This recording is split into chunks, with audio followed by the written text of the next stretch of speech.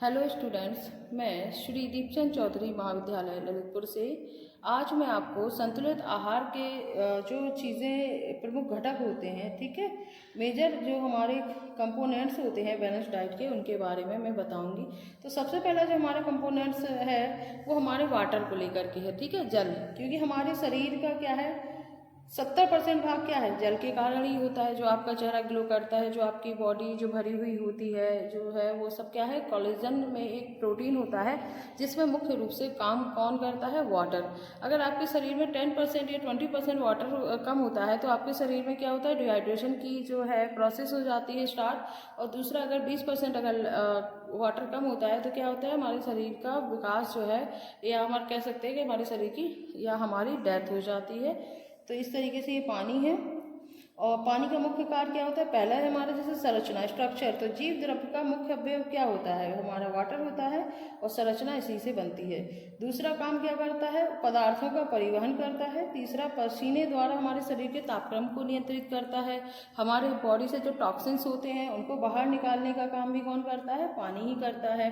किस माध्यम से निकालता है, एक तो हमारा पसीने के माध्यम से और दूसरा हमारा यूरिन के माध्यम से भी जो है शरीर से जो हमारे टॉक्सिन्स होते हैं या जो अपशिष्ट पदार्थ होते हैं उनको वो उत्सर्जित करता है या बाहर निकालने का काम करता है।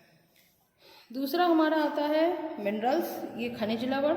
ये शरीर में कैसे होते हैं, कार्बनिक और अकार्बनिक दोनों अणुओं तथा आयनों के रूप में जो है शरीर में पाए जाते हैं। जैसे गंधक होता है तो ये अमीनो एसिड या प्रोटीन निर्माण में ये सहायक होता है। दूसरा कैल्शियम जैसे है तो फास्फोरस के साथ मिलकर ये किसका निर्माण करता है, हमारी बोन्स का, हमारी टीथ का जो है निर्माण करता है। वही फास्फोरस की बात करें तो कोशिका कला की जो संरचना होती है उसमें जो फास्फोरस लिपिड होता है उसका निर्माण का भी काम जो है ये करता है। सोडियम, पोटेशियम, तो कोशिका के अगर अंदर बात करें तो एक तरल मात्रा को नियंत्रित करने के लिए सोडियम व पोटेशियम जो है वो हमारे जो है उत्तरदायी होते हैं। क्लोरीन जो होता है वो पाचन रस में जो हमारा हाइड्रोक्लोरिक एसिड होता है ये उसका मुख्य अवयव होता है, उसका करता है। आयन की बात करें तो ऑक्सीजन संवहन में इसका जो है काफ़ी काम करता है और हीमोग्लोबिन का भी एक बहुत बड़ा पार्ट होता है। आयोडीन, तो ये थायरॉक्सिन जो हार्मोन्स होता है उसके उपापचय पर नियंत्रण करता है। इसके साथ ही मैग्नीज की बात करें तो बसीय अम्लों का ऑक्सीकरण भी मैग्नीज वाटर ही जो है वो संभव करता है। मॉलिब्डेनम जो नाइट्रोजन द्वारा नाइट्रोजन स्थिरीकरण में सहायक होता है उसमें भी ये जो है वर्क करता है। फिर थर्ड पॉइंट आता है आपका कार्बोज या कार्बोहाइड्रेट। तो रासायनिक रूप से ये जो है जलयोजित कार्बनिक यौगिक या हम कहें हाइड्रोक्सी एल्डिहाइड्स व कीटोन्स होते हैं। और कार्बोहाइड्रेट को शर्करा वाले यौगिक भी कहते हैं। ये घुलनशील शर्कराओं में अघुलनशील मंड के रूप में होते हैं और अधिकतर कार्बोहाइड्रेट शरीर में जो है वो काम आते हैं। इसके अगर कार्यों की बात करें तो ये ऊर्जा प्रदान करता है, ग्लूकोज के टूटने, श्वसन के समय ग्लूकोज के टूटने में ऊर्जा प्रदान करता है। और विभिन्न जंतुओं में रुधिर में ग्लूकोज ही रुधिर शर्करा के रूप में होती है। कोशिकाओं को ऑक्सीकृत जो है वो काम करने का काम भी, और ग्लूकोज को ग्लाइकोजन में कन्वर्ट करने के टाइम भी जो है हमारा ये जो है खनिज लवण जो है इसमें जो कार्बोहाइड्रेट में जो है वाटर बहुत ज़रूरी होता है। इसके बाद हम फैट की बात करते हैं, ठीक है। तो ये भी एक प्रमुख घटक है हमारा जो है संतुलित आहार में। जो फैट है वो भी हमारा जो है बहुत ही बड़ा घटक माना जाता है क्योंकि ये भी हमारे शरीर को क्या है, एनर्जी जो है वो देता है। तो ये कार्बन, हाइड्रोजन, ऑक्सीजन के ही यौगिक हैं। जिस तरीके से जो हमारा कार्बोहाइड्रेट होता है वो भी हमारा कार्बन, हाइड्रोजन और ऑक्सीजन का मिलके ही बनता है, उसी तरीके से वो तभी एनर्जी देता है।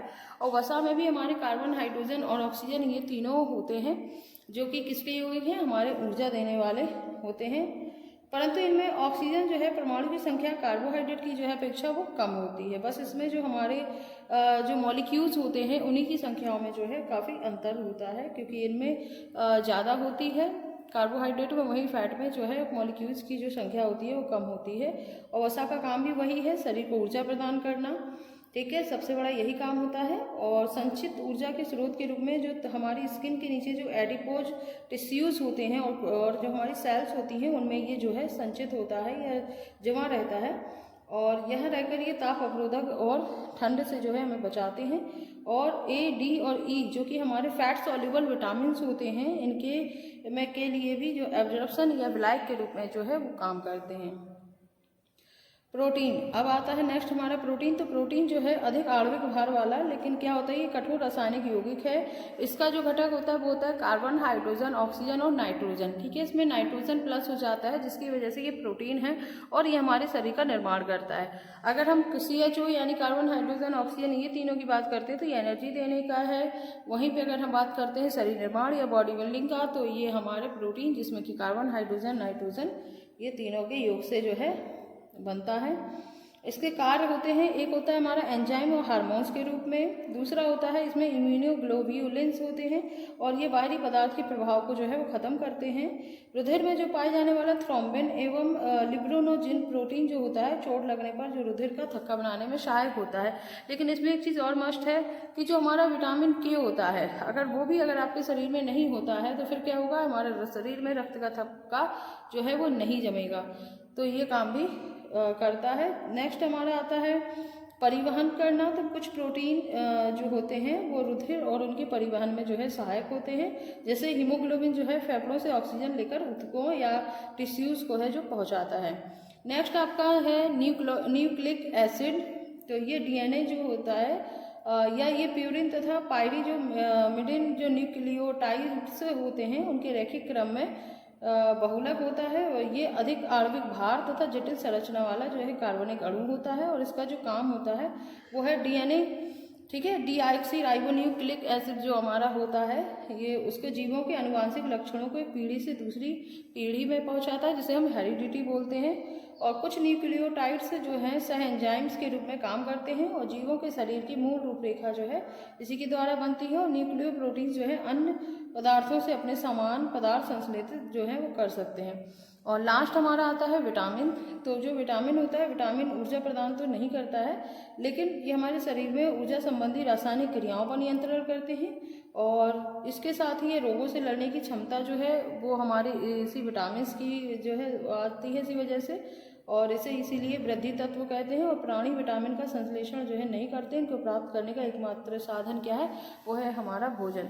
तो ये आपके जो है संतुलित आहार के प्रमुख घटक थे जिसमें जल, खनिज लवण, कार्बोज, वसा, प्रोटीन, न्यूक्लिक एसिड, विटामिन, इनके कार्य और ये क्या करते हैं, ये सारी चीज़ें अब आपकी कंप्लीट हो जाती हैं।